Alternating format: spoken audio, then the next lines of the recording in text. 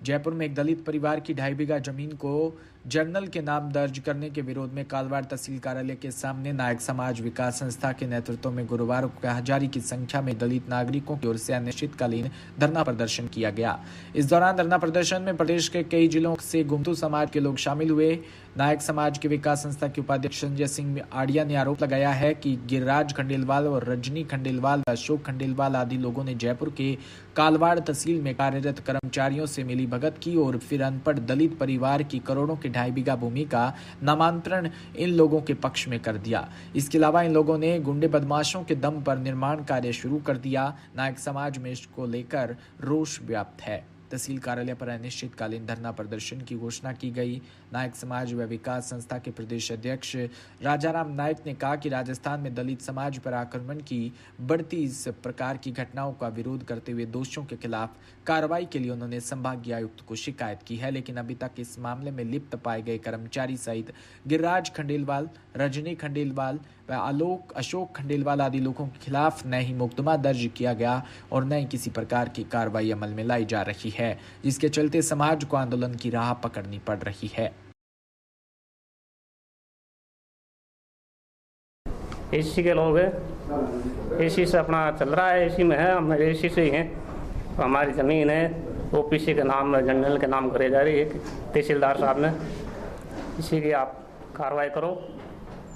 क्या अपने पक्ष में हमारा कुछ मिल रहा नहीं है। 15 साल से हम चल रहे हैं, 15 साल से मैंने परेशान कर रखा बढ़िया नहीं सर। जमीन की अभी किसकी नाम पर है और किस पे? जमीन हमारी दादी माँ के नाम पर है सर।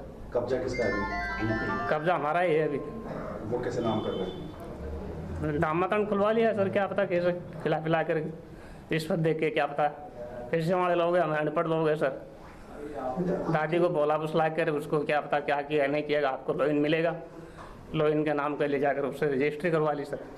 आपको मकान बनेगा, मकान बनवा के देंगे, ऐसा बताया। नाम किसने करा दिया? नामांकन कैसे खोला ये भी तो बताओगे आप? तहसीलदार साहब ने खोले सर। जो कैसे खोला उसने कैसे खोल नहीं सकते हो बिना उसके?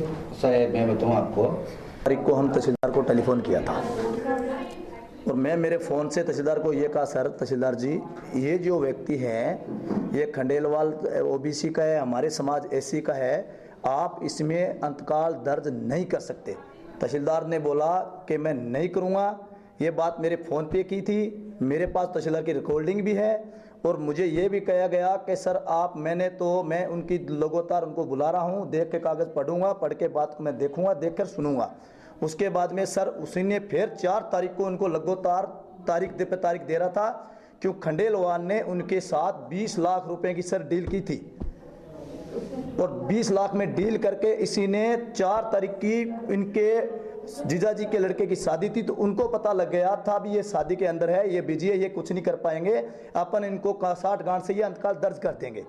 तो तहसीलदार को सर पहले भी पता था। हम 2 तारीख को कलेक्टर साहब के पास गए थे और कलेक्टर साहब ने तहसीलदार को ये कहा तुम फाइल लेके हमारे पास आएगा, ये कोई कुछ नहीं, मैं देख के बताऊंगा तेरे को क्या करना है। लेकिन तहसीलदार ने सर 2 की बजाय इसी ने 6 तारीख को, हमें 2-3 दिन हम बिजी हो गए, 6 तारीख को इसने नामांकन इसके खोला, इसने बहुत बड़ी रकम लेके इसने खोला था सर। उसके बाद में हम कलेक्टर साहब के पास 7 तारीख को गए थे, साहब आपके पास हम 2 तारीख को आए थे और आपके ऑर्डर की उसने पालना नहीं की और उसने जो नामांकन खोलने का 1 महीने और 1.5 महीने तक का रूल होता है, उसने नामांकन का रूल भी अदा नहीं किया।